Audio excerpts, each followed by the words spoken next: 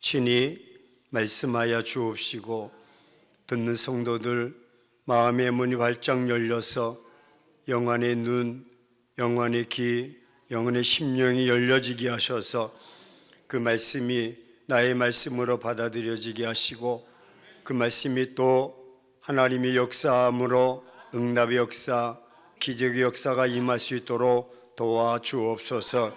그가 맺은 새들은 연습하지 않도록 도와주시고 성령께서 이 시간 친히 함께하여 주옵소서. 예수 그리스도 이름으로 기도합니다. 아멘. 할렐루야. 옆 사람 얼굴 한번 보시면서 당신의 얼굴을 배우니 주님의 얼굴을 배운 것 같습니다. 한번. 그래요. 우리는 하나님의 자녀요, 아들이요, 딸이요, 하나님의 형상대로 지음받은 주의 백성들이기 때문에 가급적 얼굴을 주님의 얼굴처럼 그렇게 살아가야 되는데 말하는 저부터 가끔은 또 그러지 못할 때가 많아 있어서 마음이 좀 그렇습니다. 어쨌든 우리가 24시간 내내 그런 모습으로 유지하면서 사시기를 축원합니다. 준비된 복을 받을 준비. 복을 어떻게 받을 것인가? 하나님은 준비된 만큼 복을 주시는 하나님이시라는 것을 아브라함을 통해서 우리에게 엿볼 수가 있습니다. 철학자인 덴마크의 실존주의자 키에르케고르라는 사람은 공포와 전율이라는 책을 이렇게 썼습니다. 이 공포와 전율의 책의 내용의 스토리는 오늘 우리가 함께 다룰 창세기 22장에 있는 내용의 말씀입니다. 공포와 전율이라는 제목입니다. 내용은 그대로 이어지지만 다소 키에르케고르가 본문을 좀 해석함에 있어서 달리 성경과는 추가적인 모습이 있습니다. 그 내용을 쭉 잠시 소개하면 하나님이 아브라함을 부르셨다. 아브라함을 부르셨고 그리고 내 독자 이삭을 모리아 산에서 번제로 드리라 라는 말을 들었다는 것이죠. 그리고 그 말을 듣고 그는 일찍이 안장에 번제물과 또 이삭을 데리고 떠나게 되었다라고 말합니다. 우리가 익히 알고 있는 내용이죠. 근데 키에르케고르는 거기다가 좀 삽입하기를 사라가 그 모습을 뒤에서 지켜보았다라고 말합니다. 그러면서 사라의 두 눈에는 눈물이 쭉 흐르고 있었다. 어떤 눈물이었을까요? 두 가지 눈물인데 하나는 내 아들이 이제 성인이 되어서 제사에 참여할 수 있는 나이가 되었다. 그래서 기뻐서 흐르는 눈물인가? 아니면 사라에게도 아브라함이 이야기하지 않았지만 어떤 촉이 있어서 내 아들을 이삭을 번제로 드리려고 데려가는구나. 뭔가 지금 아브라함이 이상한 결단을 하고 있구나. 범상치 않구나. 예전에 자기 남편의 모습처럼 그렇지 않은 것을 사라가 느꼈기 때문에 말은 하지 않지만 그 눈에서 눈물이 쫙 흐르고 있었다는 거죠. 하루, 이틀, 3일 이제 걸어가는데 마침내 모리아 산이 보였다. 그러자 키에르케고르는 이렇게 또 글을 적고 있습니다. 그 산이 보이자 아브라함의 마음이 움직이기 시작했다. 그리고 혼잣말로 중얼거렸다. 이것이 현실이 아니었으면 좋겠다. 내 아들에게 이런 사실을 이야기해야 되나 말아야 되나 혼자 중얼거렸다. 이삭이 옆에서 아버지의 모습을 바라보고 아버지 지금 무엇을 생각하고 있습니까? 라고 묻자 아니다. 너는 알 바가 아니다. 자, 내가 너에게 이 시간 기도해 줄게. 그리고 이제 이삭의 머리에 손을 얹고 축복 기도를 합니다. 왠지 축복 기도하는 그 축복 기도의 손이 이삭이 느끼기에 팔 떨렸다. 그리고 음성도 예전처럼 아버지의 음성, 온화한 모습의 음성은 아니었다. 그도 그러지 않겠어요? 이제 잠시 후에 그 아들을 번제로 드려야 되는데 목소리가 정상적이 아니죠. 이것을 느낀 이삭이 아버지에게 이렇게 말했다. 아버지, 나는 아직 젊습니다. 나는 살아갈 일이 많습니다. 네, 즉 이러시면 안 됩니다. 즉 나를 죽이면 안 됩니다. 라는 이야기로 애원하고 호소했다. 이것이 통하지 않자 아버지에게 그동안 우리가 생활을 하면서 즐거웠던 일, 또 슬펐던 일, 또 어떤 감격스러웠던 일, 그런 것들을 기억하면서 아버지 그때 그런 일이 있었지 않았습니까? 자꾸 아버지의 마음을 약하게 돌이키게 하기 위해서 애원을 하는데 아브라함이 길을 막았다. 그리고 기도가 끝나자 그를 데리고 두 종을 거기다가 세워놓고 번제에 쓸 이제 번제물을 가지고 올라갔다. 이때 또 아들이 묻는다. 우리가 알고 있듯이 아버지, 번제에 쓸 장작은 여기 있는데 정작 어린 양은 번제물은 어디 있습니까? 라고 할 때 아브라함의 가슴이 찢어지는 듯 했다라는 것이죠. 이때 아브라함은 그것은 우리가 걱정할 바가 아니야. 하나님이 다 예비해 두셨어. 그리고 마침내 모리아산에 올라갔다. 그리고 장작을 쌓고 마침내 이삭을 결박했다. 이삭은 이 모습을 이해하지 못했다. 아버지가 지금 무엇을 하시는 거지? 이렇게 한번 양을, 즉 번제물을 드리려고 하는 이 가정 속에서 자기를 포박하고 자기를 결박하면서 하는 모습 볼 때 예행 연습, 한번 고백합시다. 예행 연습, 리허설을 하는 것인가 보다라고 착각했다. 하지만 그 몸에서 칼을 빼어든, 주먹을 울컨쥐고 칼을 빼어든 아버지의 모습은 예사롭지 않았다. 이것은 예행 연습이 아니었다. 이건 뭔가. 그때에 하늘에서 음성이 들렸다. 아브라함아, 아브라함아, 내 독자 이삭에게 칼을 대지 말라. 그럴 때 아브라함이 뒤를 바라보니 그 숯불에 걸린 양을 보게 되었다라는 것입니다. 여러분, 숯불에 걸린 양은 그 탈출하기 위해서 소리를 좀 지르고 몸부림을 쳤을까요? 안 쳤을까요? 안 쳤어요? 이거 그렇게 참 착하셔.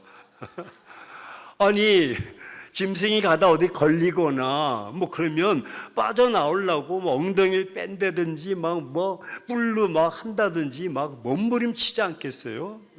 그래요. 근데 전혀 소리가 들리지 않다가 그때 소리가 들리게 되었다는 거예요. 그래서 그 양을 번제로 드렸다. 괜찮게 제가 책 한 권을 짧게 정리했는데 이해가 되십니까? 성경과는 다소 좀 사라가 눈물 흘렸다든지 그런 얘기는 없지만 그런 얘기가 있습니다. 아주 리얼하게 기록되어 있습니다.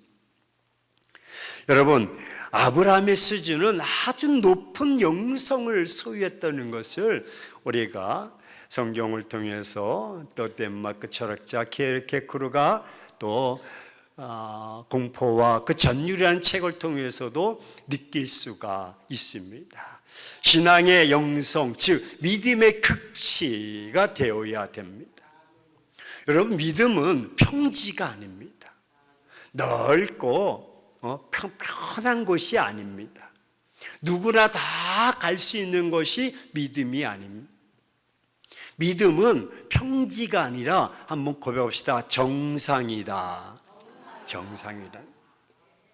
믿음은 평지가 아니라 그는 종교가 평지인 거죠.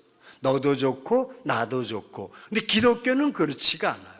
기독교는 다른 거예요. 기독교는 최고봉이야. 그래서 그 정상 위로 올라가야 돼. 믿음은 정체되어 있어서는 안 되고, 믿음은 끊임없이 한 계단 올라가야 되는 거예요. 근데 아브라함의 모습을 통해서 하나님이 이것을 우리에게 이 시간 보여주고 계십니다. 믿음의 극치, 믿음의 정상, 믿음의 최고봉을 우리가 살아갈 수 있도록 보여주고 있는 것입니다. 저는 그래서 이 모리아산은 이 대치의 산이다. 대치, 반대의 산이다.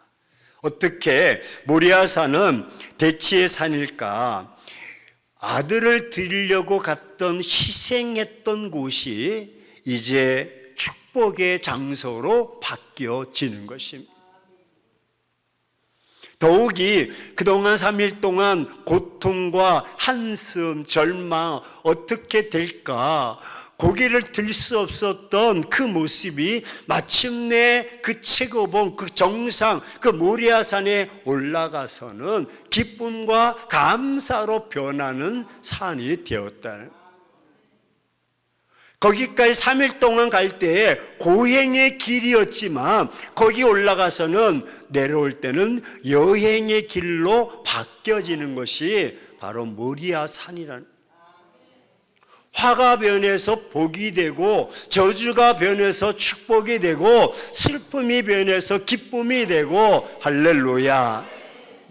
가난이 변해서 축복으로 되는, 죽음의 산에서 생명의 산으로 바뀌어지는 것입니다. 번제의 터에서 마침내 성전의 터로 바뀌어지는 것입니다. 그래서 모리아산은 의미가 있다. 대치의 산이다. 마침내 그 정상, 그 최고봉에 올라가면 우리가 상상할 수 없는 모든 것을 준비해 놓은 것이 바로 모리아산이다. 그래서 복은 준비된 만큼 받는 것이다 라는 것을 말씀드리는 것입니다. 그의 백미는 준비는 여호와 이레. 한번 잘 알고 계시지만 한번 고백합시다. 여호와 이레. 하나님께서 준비하셨다는, 어디에서? 모리아산에서 준비하셨다. 그래서 그 준비된 복을 받기 위해서는 내가 준비해야 된다는, 그 최고봉, 믿음의 극치, 최고의 수준까지 올라가야 되는 것입니다. 하나님은 준비하시는 하나님이신 줄로 믿습니다. 여러분, 뉴질랜드 옆에 보면 조그만 섬나라, 우리 제주도보다 더 작은 파푸아뉴기니아라는 그런 땅이 있습니다. 파푸아뉴기니아. 거기는 성경을 어떻게 보냐면, 여러분 마태복음 5장 3절 시작. 심령이 가난한 자는 복이 있나니. 그렇게 해요. 심령이. 우리 심령이 가난한 자는, 그러면 우리 이제 가슴에다 탁 대고 심리 그렇게 하잖아 이제. 근데 그들은 어떻게 하냐면, 목구멍이 가난한 자는 복이 있나니 천국이 저희고. 목구멍이 그들이 심령이야. 우리는 마음 가슴에다 대는데 그들은 목에다 대는. 그 목을 이렇게 중요시한, 웃기죠. 성경을 해석할 때 목구멍이 가난한 자는 복이 있나니 천국이 저희 것이. 그러니까 우리는 좀 보면 우습지만 그들은 우리가 생각하는 것처럼 심령이 가난한 자는 마음이 가난하고 영혼이 가난하고 할렐루야 그런 자는 복이 있다 그렇게 생각하는. 근데 그때 그것에서 선교를 하시는 분이, 선교사님이 며칠 동안 김치가 그렇게 먹고 싶다.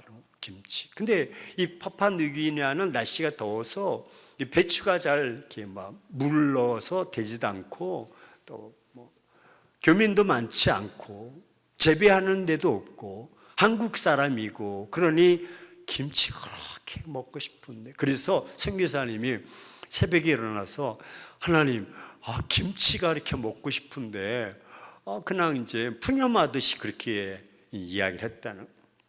그리고 아침을 이제 먹고 있는데 뉴질랜드에서 선교사님이 전화 온 거예요. 파푸아뉴기니아에게 선교사님 지금 뭐 하십니까? 뭐 여기 지금 있습니다. 오늘 일정이 어떠세요? 여차차합니다. 우리 선교팀이 12명이 서울에서 왔는데 다 지나고 여기 하루 들렸다가 이제 본국으로 한국으로 가려고 하는데 거기 하루 투어를 이렇게 좀 부탁해도 되겠냐고. 뭐 그러시라고. 그래가지고 뉴질랜드에서 배를 타고 파푸아뉴기니아로 가가지고 12명의 이제 비전 트립 팀들이 시간이 좀 남았어. 기왕이면 여기까지 왔는데 여기도 한번 들려보자고 이제 그렇게 하잖아요. 그래서 들려서 다 하고 가는. 선교사님 이제 선교지도 보고 뭐 거기 또 볼만한데 또 수영도 하고 다 하고 가는데 가다가 이제 헤어질 시간이 저녁이 돼서 헤어지는데 어떤 분이 선교사님 이거 드세요, 이거 드세요, 왜 내일 가니까 한국에. 감사합니다, 감사합니다. 그 뭔지 모르지만 주선 좀 받아놨어요. 그리고 이제 저녁에 뭘 줬나 했더니 멸치도 주고 김도 주고. 그런데 뭘 얘기하려고 그래 내가 지금? 그렇죠, 김치. 김치. 보니까 김치가 있는 거예요. 그래서 김치도 주고 가셨네. 그리고 있는데 띵 한 것은 이건 뭐지? 웬 김치? 내가 아침에 새벽에 하나님 김치가 먹고 싶다고 그렇게 푸념하는 식으로 얘기했는데 하나님이 갑자기 선교팀들을 예정에도 없던 팀들을 아침에 전화하게 해서 탁 틀어놓고 와서 이거 드세요, 이거 드세요 다 주. 그 안에 김치가 있어요. 하나님은 준비하시는 하나님이시다. 멋지신 하나님. 우리 옆 사람이 한번 그렇게 얘기해요. 정말 하나님 멋지시지 않아? 네, 준비하시는.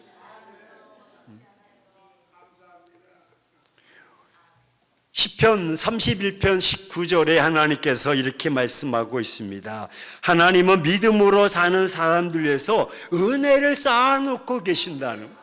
은혜를 어디에다 쌓아놓았을까? 오늘 본문에 우리가 적용해 본 모리아 산 위에다 쌓아놓으셨던 것 같다. 할렐루야. 이것에 우리 강남 금식기도원에 쌓아놓은 줄로 믿습니다. 준비된 만큼 받을 수 있는 거. 준비된 만큼. 우리 한번 따라서 고백합시다. 준비된 복을 받을 준비를 하며 삽시다.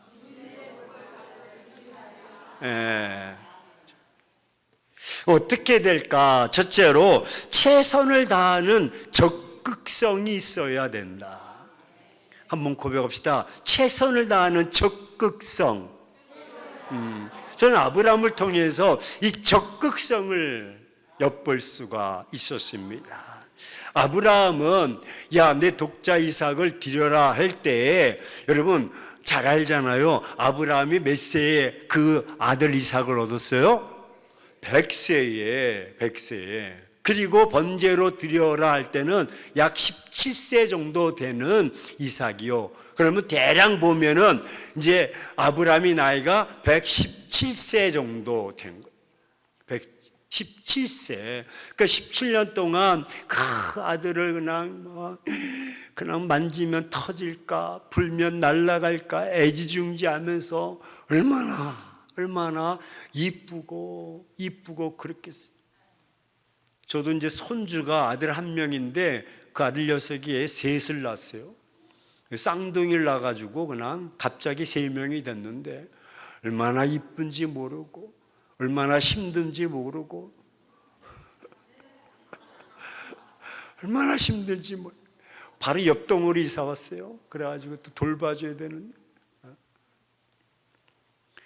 그런 아들을 번제로 드려야 한다는 것은 뭐예요? 각을 떠야 되는 거야. 목도 자르고 팔도 자르고 다리도 자르고 배를 갈라서 내장을 상상이 안 돼.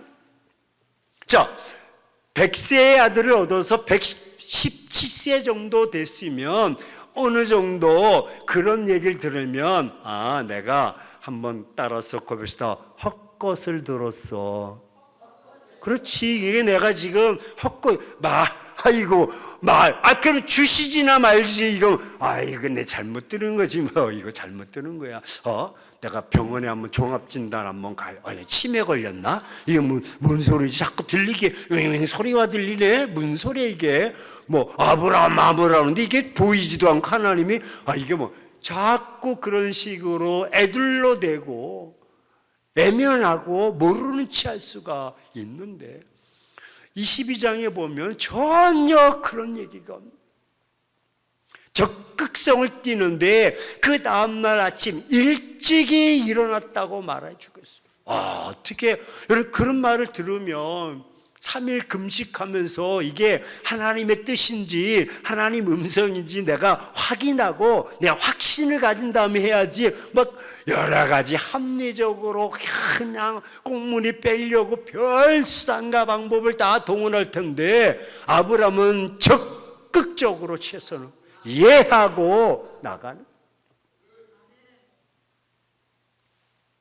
아침에 일찍 이것도 번제에 쓸 나무를 미리 준비해 놓고 두 종과 함께 떠나는데 심지어는 누구에게도 아내에게도 얘기할 시간적 여유도 없고 그런 마음도 없고 왜 말했다가는 남성들 여성 이길 남성 있으면 손 들어 보십시오. 그렇죠? 다 남자가 강한 것처럼 보여도요 다 집에 가면 다 잡혀 삽니다. 큰 포부 있게 내가 그렇게 하리라 그렇게 가서 아내에게 다 얘기하면 아내가 그 쓸데없는 소리 하지 마 그러면 싹 그냥 수면 밑으로 내려가 버려. 아니 어떻게 얻은 아들 당신만 얻었어. 당신 아들이야 내 아들이야 당신만 그래가지고 이게 그런 것 같지. 맞아. 그러면은 당신에게도 그랬다며 부부 나에게도 그런 음성이 들려야지. 우리가 같이 밥 먹을 때 그런 얘기 하셔야지. 그런 소리를 하면 그렇지 그런 것 같아. 나도 맞아. 없던 걸 하자. 없던 걸. 적극성 아주 새벽에 딱 단절하고 떠나는 모습 볼 때 대단하다. 저는 이제 중학교 2학년 때부터 고3까지 축구 선수를 했습니다. 그래서 아는데 감독이 이런 얘기, 연습 경기도 적극적으로 해야 된다. 최선을 다해서 해야 된다. 군인에서 이야기가 너희가 훈련할 때 흘리는 땀이 전쟁 시에 피가 된다. 그만큼 땀을 흘려야 그만큼 피를 흘리지 않는다. 그러니까 훈련에 적극적으로 임해야 된다. 운동 경기 선수도 모든 준비를 최선을 다해야 되고 적극적으로 해야 된다. 그리고 모든 경기에서도 그렇고 모든 시즌 내에서도 최선을 다해서 마지막까지 적극적으로 해야 좋은 결과를 얻을 수 있다. 그렇게 이야기하고 있습니다. 인생을 살려면 이런 적극적인 모습, 최선을 다해서 적극적인 모습을 우리는 성경에서 엿볼 수가 있습니다. 열왕기상 17장 8절에 보면 사르밧 가부가 나오는데 엘리야 시대 때 가뭄이 있었습니다. 예수님도 인용할 정도였습니다. 가뭄이 있었는데 이 사르밧 가부의 집에 엘리야가 찾아가서 먹을 것 좀 있냐? 라고 이야기합니다. 본문의 배경이 열왕기상 17장 이미 가뭄이 3년 6개월 동안 돼 있어서 이것도 가부의 집입니다. 쌀떡에 보니까 밀가루 그냥 푹푹 긁어야 한 움큼이고 기름도 이제 탈탈 털어야 되는, 즉 한 끼 한 번 딱 먹으면 끝, 그 양식입니다. 근데 엘리야가 그 집에 하나님께서 예비하셔서 보내셨는데 가보니 가부집이요, 가보니 쌀떡에 이 가루도 없고 기름병에 기름도 다 떨어진 이런 집에 보내셨어요. 보내셨어. 엘리야도 참 그 마음이, 하나님, 기양 보내시려면 그래도 저 만석집 보내서 아이고 선지자님 오셨습니까? 그래서 막 푸짐하게 진상을 차려놓고 좀 그래야 멋들어질 텐데 이건 또 뭡니까? 그렇게 할 만도 한데 하나님의 그 경륜과 그 섭리가 있으셔서 이제 그러면은 너 그거 떡해서 내 손으로 나에게 공개해 바치라. 그러면 또 이 사르밧 갑의 입장에서 한번 또 생각해 봅시다. 여러분, 합리적으로 당신은 하나님의 사자 엘리야 아닙니까? 능력의 사자 아닙니까? 찾아오셔도 이렇게 안목이 없습니까? 우리 집 보십시오. 이 멀골을 보십시오. 내 가부 아닙니까? 지금 먹을 것이 없습니다. 그리고 지금 이거 한 번 먹고 인생 이제 끝내자 할 정도인데 이걸 또 보면 그냥 양심 있으면 가셔야지. 그래, 너나 먹어라. 차라리 내가 안 먹겠다. 저 같으면 그럴 것 같아. 어떻게 그걸 엘리야도 왜? 또 하나님이 보내셨으니까 가져오라. 사르밧 갑도 또 엘리야에게 막 그렇게 할 수 있어요. 어떻게 하나님의 능력의 종이 이렇게 안목이 없냐고 이야기하면서, 그래 벼룩이 간을 빼먹지, 내 이거 먹고 내 인생 끝날라고 하는데 이걸 또 달라고. 아이고, 당신도 남자냐고 선지자냐고 할 수 있는데 다 정성껏 준비해서 할렐루야 적극적으로 너가 아니오고 없는 거 하고 준비하는 거. 그럴 때 성경은 절절하게 그 통이 가뭄이 끝날 때까지 마르지 아니하고 그 병의 기름이 다하지 않는 할렐루야 역사가 나타나는, 적극적이야. 얼마든지 이야기할 수 있어. 이 사르밧 지역에 저 혼자 삽니까? 많이 살고요. 저 집은 부자고요. 저 집은 지금 이자 놀이하고 있고요. 저 집은 땅이 얼마나 많고요. 저 집은 만석지기 이야기하면서 잘못 찾아오셨습니다. 가십시오. 얼마든 수 있지만 그것을 최선을 다하고 적극적으로 표현해 주고 있는, 이런 자가 복을 받는, 이렇게 준비된 자가 준비된 만큼 복을 받는. 여러분 잘 알고다시피 요한복음 2장에 보면 가나의 혼인잔치가 있잖아요. 혼인잔치 연회장이 사람들을 불러서 다 잔치를 하는데 그만 포도주가 떨어졌어요. 포도주가. 이제 큰일 났죠. 포도주가 떨어졌습니다 할 때 여차여차 해가지고 마리아에게 이야기하고, 마리아가 또 예수님께 부탁하고, 절절 내용은 잘 알지만 성경에 보면 두세 통 드는 이 통 있잖아요. 물통이요. 이 물통을 가서 부면 한 3통 정도 들어가면 한 항아리로 채워지는 이 항아리가 6개나 있었다라고 말해주고 있어요.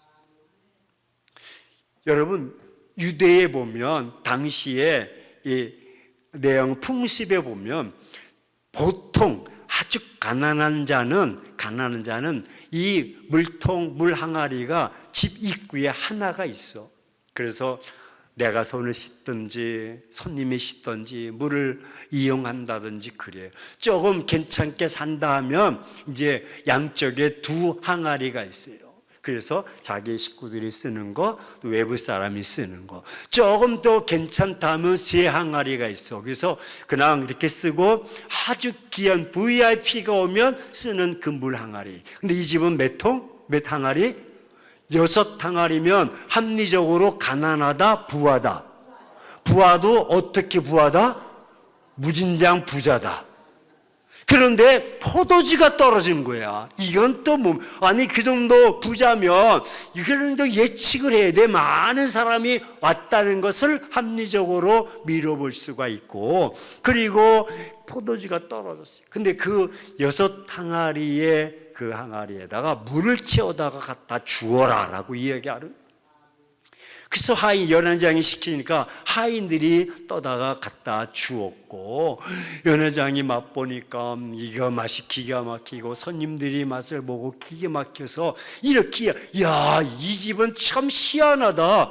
아니, 잔치하며 사람들이 처음에는 좋은 포도주 내어다가 나중에 떨어지면 야, 얘다 모르겠다, 뭐 물도 섞고 막 막걸리도 섞고 그래가지고 대충 해서 뭐 왜 어차피 취했으니까 뭐 이게 뭔지 모르는 거야. 그래서 갖다 주는데 이 집은 이게 처음 것보다 더 좋다.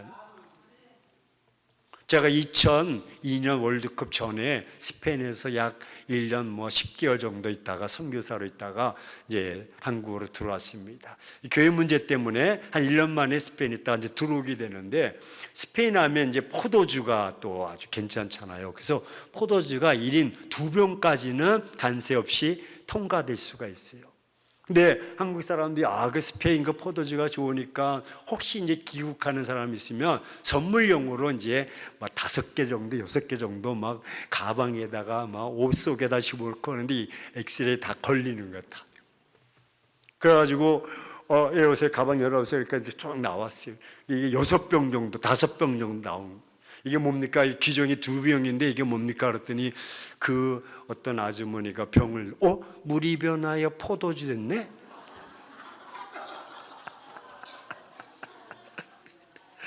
아이고, 예, 미안하니까 쑥스럽거려. 물이 변하여 포도주 됐네? 간세하시는 분이 어떻게 세금 물으실래요? 아니면 이게 앞서 그냥 당신 뭐 2병만 가지고 나오는. 얼마나 웃겨. 물이 변하여 포도주 됐네. 왜? 법에 걸렸으니까. 저축됐으니. 기적이, 아니 하인도 그렇고 연회장도 말이 안 되지 않냐고. 어떻게 그 손 씻는 물 거기다가 물을 또 옵니까? 지금 원하는 건 포도주지 물이 아니지 않습니까? 어떻게 이럴 수 있습니까? 아니 그 여인처럼 그 사람들에게 야 여기 봐라, 야 물이 변하여 포도주 됐다, 야 그렇게 얘기하면 믿을 사람 누가 있겠냐요. 할렐루야. 하지만 떠다준 하인들은 한번 고백합시다. 알더라.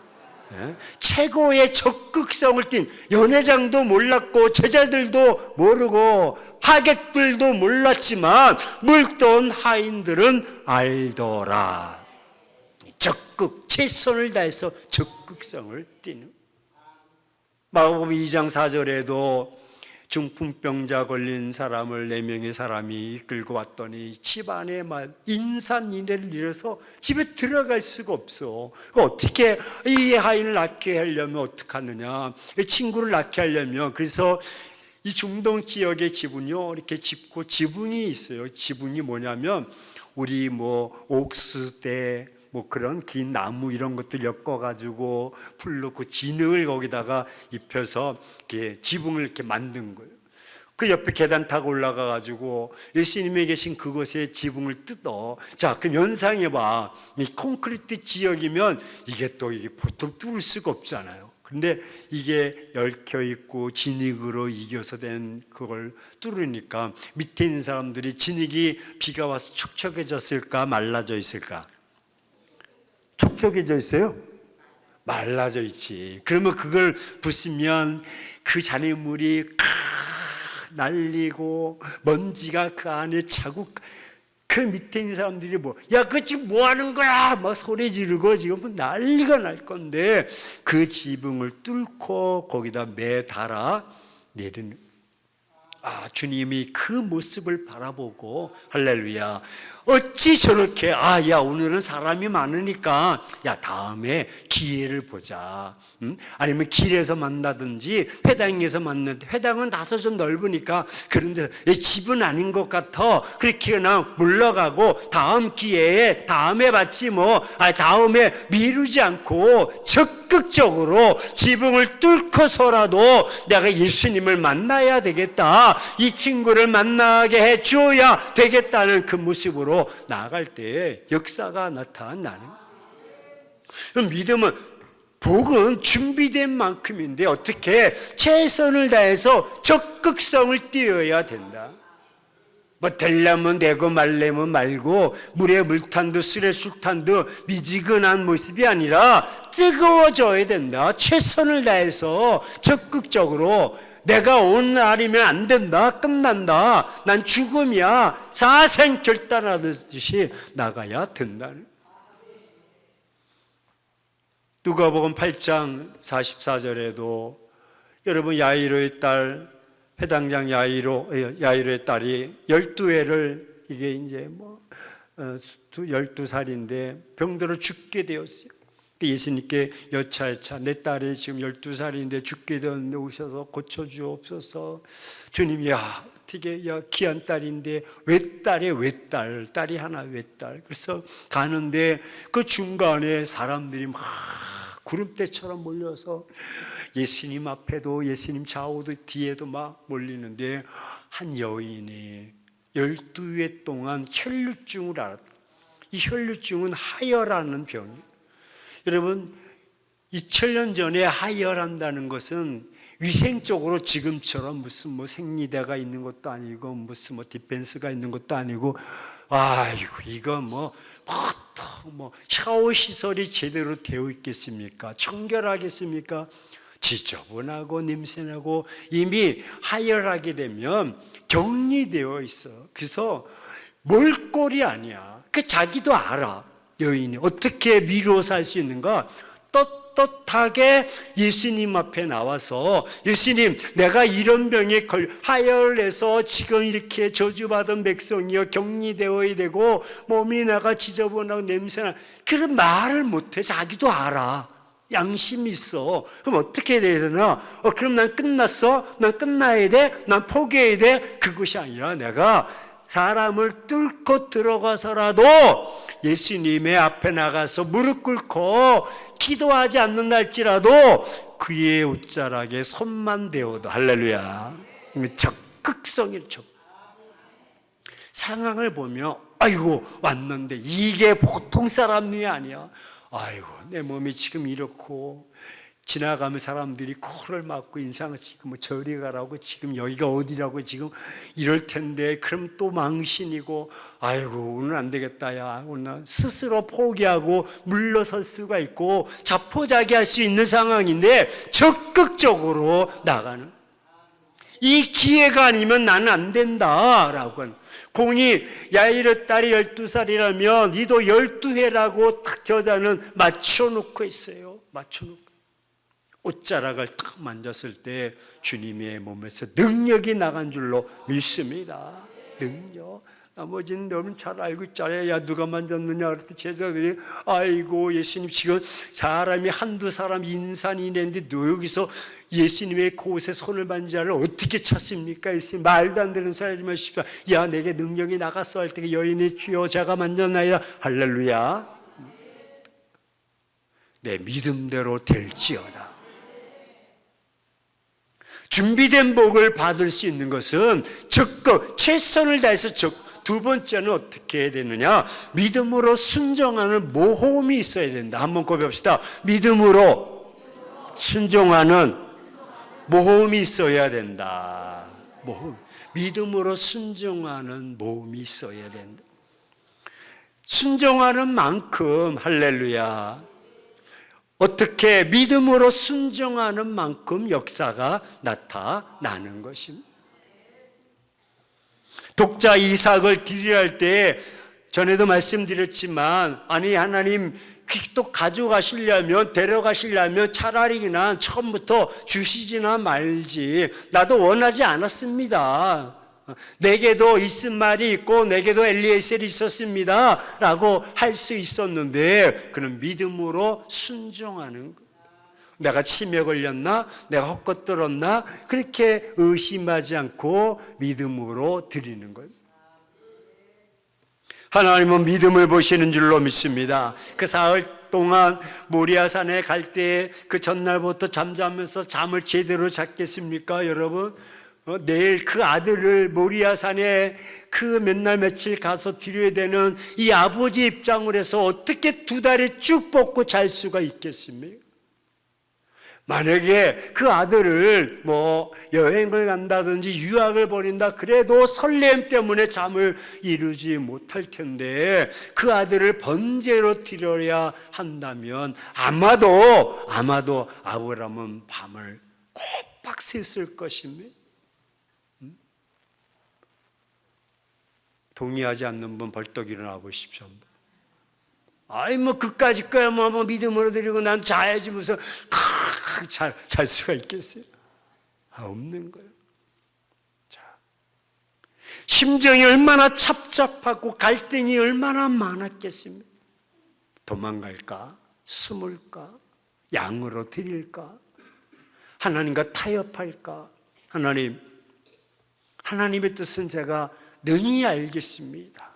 하지만 제게는 양이 많이 있사오니 양 100마리로 통칩시다. 그래가지고 하나님과 거래를 한다든지 우리가 늘 그렇게 하듯이 말입니다. 이것만큼은 안 됩니다 라고 생각했을 것입니다. 그 마음이 얼마나 망감이 교차했겠습니까? 근데 이런 모습 속에서 살펴보았듯이 이삭이 또 결정적인 한 방을 날립니다. 아버지, 번제에 쓸 제목은 여기 있는데 번제물은 어디 있습니까? 이건 아브라함의 가슴에 막 그냥 꽂혀버리는 것입니다. 그냥 묵묵히 좀 따라왔으면 좋을 텐데 또 이삭이 또 한마디 더 거듭니다. 거드는 말이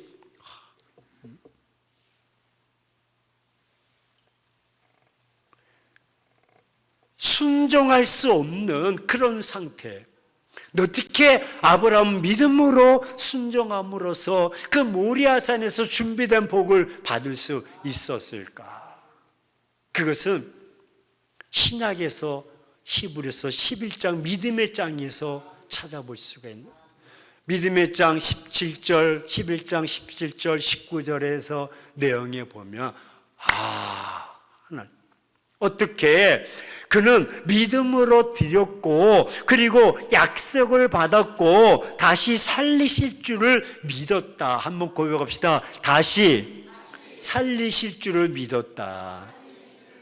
믿었다는 이는 그는 오늘 창세기 22장이잖아요. 창세기 12장에 하나님께서 갈대아 우르에 있을 때 아브라함을 부르셔서 내가 지시한 땅으로 가라. 이 지시한 땅이 어딘지는 알 수가 없어. 내가 갈대아 우르보다 더 좋은 땅인지 학군이 좋은지 또 대학이 있고 병원이 있고 뭐 공원이 있고 뭐 백화점이 있는지는 모르지만 가라 하면 떠났을 때 하나님께서 믿음으로 순종함에 떠났더니 하나님께서 이렇게 예배해 두시고 우물을 팔 때도 거긴 물이 나올 때가 아니야. 그런데도 아브라함이 파면 물이 막 펄펄 솟아나. 할렐루야.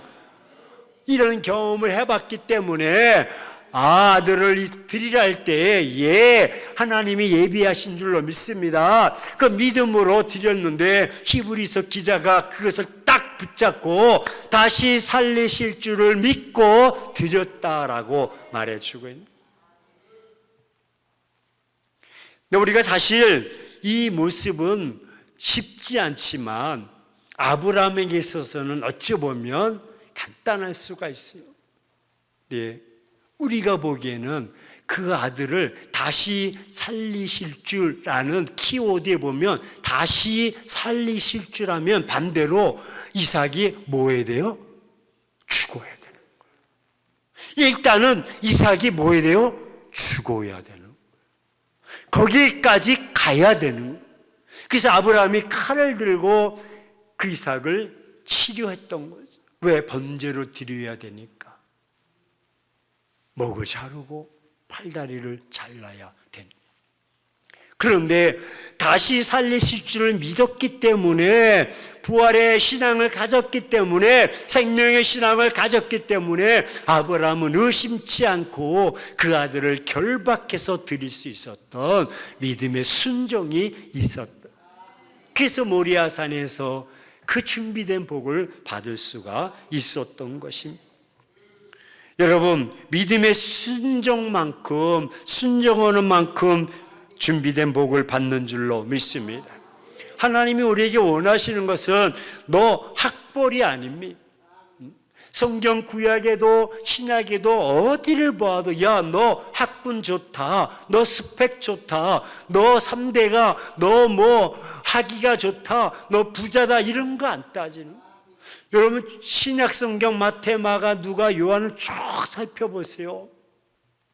수많은 사람들이 인산인해를 이루고 예수님 앞에 꾼집하고 날이 저물어서 먹을 것이 없어서 벳사다에서 머리털 5개와 물고기 2마리 5,000명, 장정만 5,000명을 먹이기도 12광지루에 남는 그런 역사가, 장정만 5,000명이었어요. 많은 사람들이 모였는데 그 많은 사람들 모인 중에서 예수님이 만나자 하고 싶은 사람, 예수님이 만나 주신 분, 그 사람의 공통점이 뭐냐면 사랑하는 아들아, 사랑하는 딸아, 내 믿음대로 될지어다.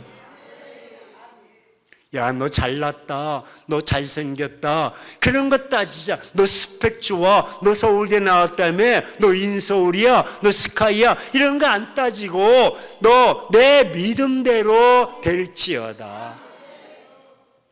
마태복음 8장 13절에 백부장이 여차여차해서 백부장의 그 하인 중에 100명 중에 하인이 한 명이 중병으로 죽게 되어서 예수님께 나와가지고 내 하인이 죽게 되는데 고쳐주십시오. 그래, 알았다, 가자. 아이, 오시지 말고 말씀만 없어. 야, 가서 내가 기도해. 아이고, 괜찮습니다. 내 하인 보고 가라면 가고 오라면 아이고 뭐라 다 알잖아. 이제 그런데 말씀만 없어서 그러면 내 하인 낫겠나이다 할 때 예수님이 충격받았어요.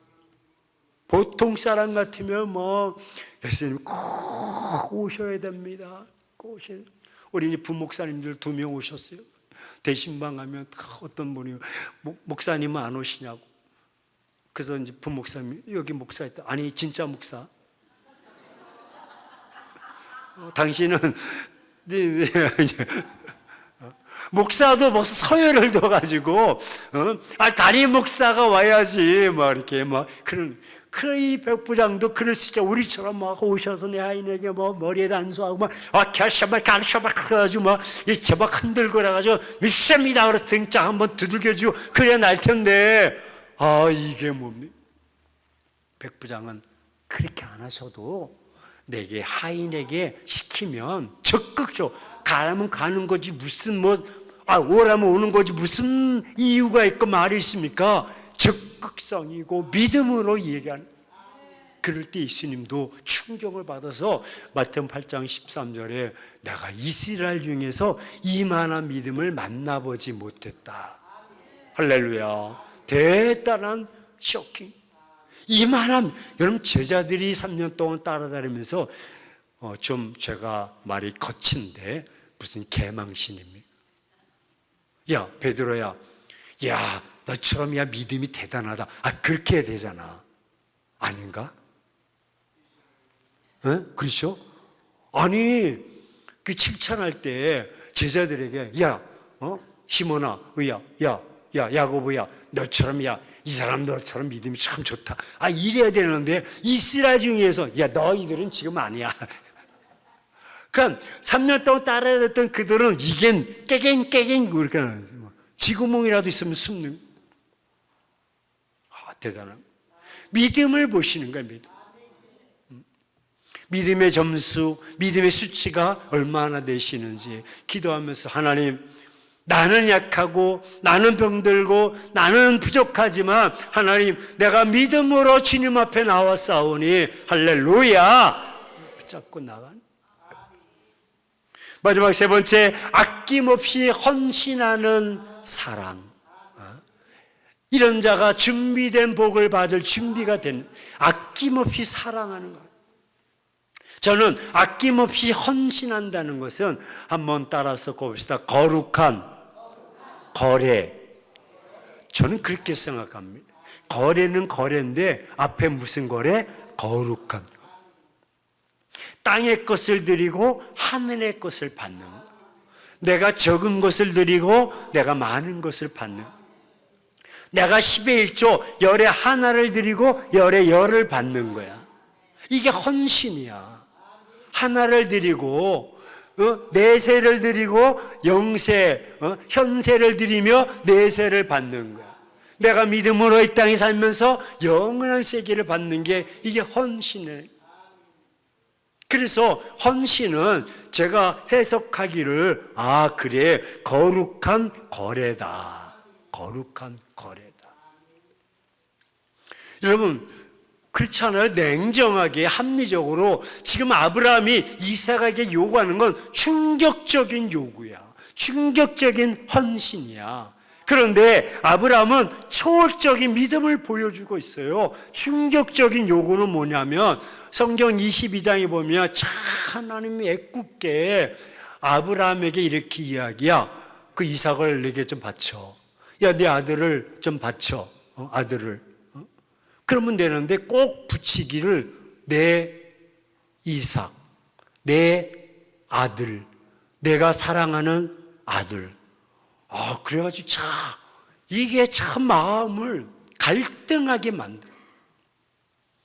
초월적인 헌신을 요구하는 것. 그런데 지금 아브라함은 초월적인 믿음으로 하나님께 헌신하고 있는 충격적인 헌신의 요구. 말도 안 돼. 지금 내 형편이, 내 처지가, 내가 지금 어떤 꼴인데 라고 할 수 있는데 그때 그런 모습 속에서도 요구할 때 아브라함은 내가 여기 있나이다. 알겠습니다. 드리는 것. 그는 주저함 없이 미련 없이 깔끔하게 드렸습니다. 여러분, 사랑하면 아깝지 않습니다. 사랑하면 자꾸 주고 싶습니다. 주고 싶습니다. 사랑하지 않으니까 안 주는 거죠.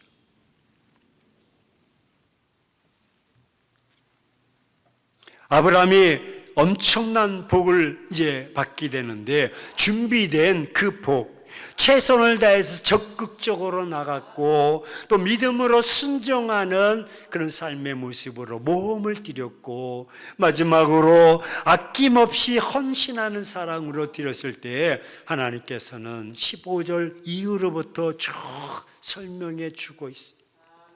아브라함을 불러서 7가지 약속의 복을 주십니다. 이 사건이 끝나고 내가 이제야 나를 격려하는 줄을 내가 알았다. 알았어. 이제 내 마음을 알았어. 헌신하는 마음, 네 믿음의 마음, 적극적인 모습을 내가 보았어. 다 꽂히니까 하나님께서 복을 주시는데 내가 내게 한번 고백합시다. 큰 복을 주겠다. 큰 복을, 아브라함에게 복을 주고요. 그리고 내 자손이 하늘의 별과 같이 바닷가의 모래알 같이 주겠다. 여러분, 이거는 과학적으로도 수사학적으로도 표현이 안 되는 거예요. 하늘의 별을 어떻게 셉니까? 바닷가의 모래알을 어떻게 셉니까? 무한대가 그렇게 무한대가 내가 그렇게 복을 주겠다는. 그러니까 인간이 사람들이 주는 것에 상상을 초월할 정도로 내가 내게 복을 주겠다. 그리고 대적의 문을 내가 너에게 주고 대적들이 너를 침범하지 못하게 할 것이고 마침내 내가 천하 만민의 복의 근원이 되게 할 것이고 마침내 여호와 일의 축복을 얻게 될 것이고 그두라를 통해서 아브라함이 그 후로 이삭 말고도 6명의 자녀를 두는 할렐루야 마침내 175세까지 사는 그런 은혜를 잊게 되었다는. 자, 이삭을 잃을 때 약 117세 정도 되었을 때 보니까 175세, 60년을 더 사는 은혜를 얻게 되었다. 합리적으로 볼 때 60년을 더 사는 은혜를 얻게 되었고 또 자녀를 더 6명 더 낳았다. 이삭뿐이 아니었습니다. 그 후로도 몸의 소생을 통해서 자녀를 낳게 되었다. 이런 큰 축복을 받게 된 것입니다. 준비된 만큼 하나님이 복을 주실 줄로 믿습니다. 만고불변의 진리인 것이, 변함이 없는 것입니다. 그 헌신을 보세요. 바벨로니아 즉 갈대아 우르를 떠나라 할 때 우리 교육자들이 저랑 점심 먹으러 갈 때 참 고민스러운 게 있어요. 뭐냐면 저는 대충 이제 찌개가 나오면 여기 오늘 찌개에 라면을 넣을 수 있는가 없는가 고민합니다. 미역국이 나오면 오늘은 컨셉이 아니야. 그래서 미역국만 먹는데 뭐 김치찌개나 뭐 이렇게 좀 나오면 반드시 이제 라면을 2개 추가해서 이렇게 라면을 좋아합니다. 우리 옆 사람에게 라면을 잘 먹읍시다. 라면. 근데 영적인 라면이 있어. 바벨로니아 갈대아 우르를 떠나라고 하신다면 그렇게 떠나라면 나는 주저없이 떠나겠습니다. 조카, 롯과 헤어지라면 나는 미련 없이 떠나겠습니다. 양자 엘리에셀도 포기하라면 난 포기하겠습니다. 서자 이스마엘도 내 보내라면 아낌없이 독자 이삭이라도 드리라면 나는 그래서 라면을 잘 먹어야 돼. 이거 연구하려고 제가 어저께 많이 신경 썼습니다. 어떻게 하면 우리 성도들이 안 잊어버리고 라면, 떠나라면, 드리라면, 포기하라면, 헤어지라면 아낌없이. 사랑하는 우리 성도 여러분, 결론은 17절부터 쭉 나가는데 저는요 23절의 말씀을 통해서 깜짝 놀랐어요. 하나님께서 아브라함이 이렇게 정말 준비된 복을 받을 만큼 적극적으로 믿음으로 순종하고 아낌없이 헌신을 했더니 그의 가정을 지켜주시는데 이삭을 살려주신 줄로 믿습니다. 이삭을 살려줄 뿐만 아니라 여러분 창세기 22장에 누구의 이름이 기록되어 있냐면 리브가 이름이 기록되어 있는, 이삭의 아내 며느리의 이름이 밀가의 자녀 다 나오는. 깜짝. 아니 지금 아브라함이 있는 곳과 지금 리브가가 있는 곳은 말 그대로 이천리길이야. 거리가 멀어. 지금처럼 통신이 핸드폰이 있어서 영상으로 전혀 상상을 못하는데 하나님이 아브라함이 요구하지도 않았는데 오늘 창세기 22장에 리브가의 이름을 먼저 선행으로 기록해 놓고 있다는. 이쯤 되면 고개를 끄덕끄덕 하셔야 돼. 아니면 처음부터 설교를 다시 시작하든지. 와, 하나님이 예배하심이 그냥 양만 번제물만 예배해 놓은 것이 아니야. 할렐루야. 생명을 예배하고 그가 헌신하고 그가 봉사했더니 하나님이 그렇게 며느리까지도 이미 22장에 딱 기록해 놓고 있다는 사실을 저는 발견하고 깜짝 놀라. 이야, 하나님은 정말 묘하시다. 한 3분 정도 남아서 제가 주기철 목사님의 책을 읽다가 깜짝 놀랐습니다. 평양 산정은교회 유계준 장로님이 계시는데 주기철 목사님과 교회를 위해서 그렇게 헌신하고 아낌없이, 주기철 목사님 일제에 잡혀갔을 때도 옷바라지를 다 유계준 장로님이 하시고 그의 자녀들도 교회도 지키고, 마침내 주기철 목사님 순교하자 일제에 금지령을 내렸지만 그 시신을 가르다가 장례를 잘 치러드렸어요. 6.25가 터지자 자녀들은 다 남아시키고 그 교회가 빼앗기자 자기 집을 예배당으로 삼고 그 자기 집에서 예배드리다가 1950년도 2월 6.25가 터지지 않았습니다. 10월 달에 3개월 만에 그도 붙잡혀가지고 순교를 당했. 문제는 남한 8명 8남매 중에 7남매가 의사와 약사가 되었다는. 와, 자녀를 또 8명을 낳은 것도 축복이지만 옛날엔 또 다 그랬어요. 저희도 3남 3녀였으니까. 그것도 2명이 먼저 돌아가셨기 때문에 죽었기 때문에 3남 3녀지 더 많았어요.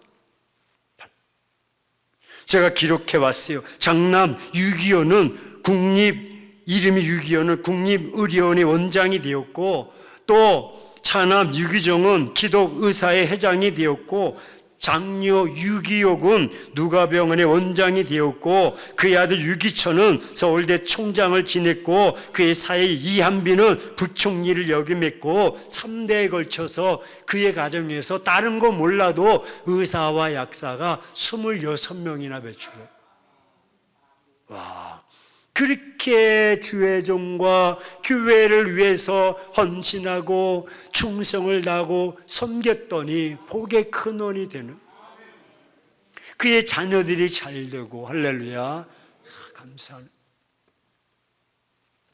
말씀을 정리합니다. 여러분도 정말 최선을 다하는 적극적으로 헌신하시고, 할렐루야, 뭘 해도 적극적으로 나가야 되고, 믿음의 순종이 있어야 되고, 사랑의 헌신이 있을 때 하나님께서 예배해 놓으신 그 준비된 복을 받아 누릴 줄로 믿습니다. 그동안 이렇게 준비되지 못해서 준비된 산에 올라가지 못하고 준비된 산에서 거둬들이지 못했다면 지금부터라도 준비하셔서 마침내 그 모리아산 최고봉에 올라가서 준비한 모든 것들을 다 거둬들이는 은혜 역사, 축복의 역사, 반전의 역사가 있기를 예수 그리스도의 이름으로 축원합니다. 축원합니다. 우리 말씀 부여잡고 주여 말씀을 동서로 기도하며 나갑시다. 주여.